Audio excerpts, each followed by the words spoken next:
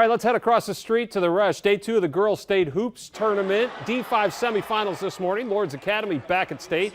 First time since 2012. Facing Barneveld. Only 8 points in the first 15 minutes for the Knights. But still in it. Delaney Reedinger dials one up. Lourdes within 2. Down 6 at the break.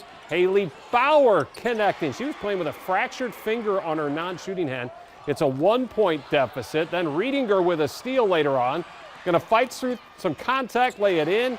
Still within 1 despite some shooting struggles. Barneveld going on a run after that. Isabel Durst, one of her 6 triples. She finished with 28 points.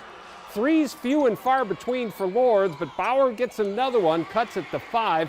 Both teams, though, shot less than 27%, and Lourdes falls 41-28.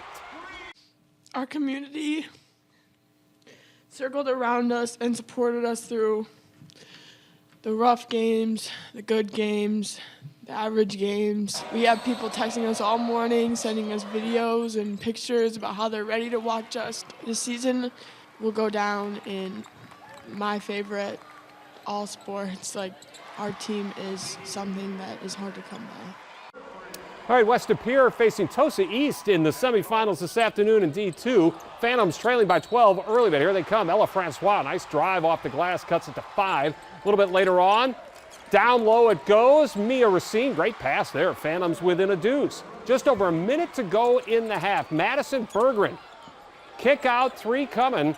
Phantoms up by 4. Back and forth we go in the second half. This was very close for a long time. Berggren from long distance again. West De Pere back in front. She had 22 on the day. In a hole later on, Faith Walder.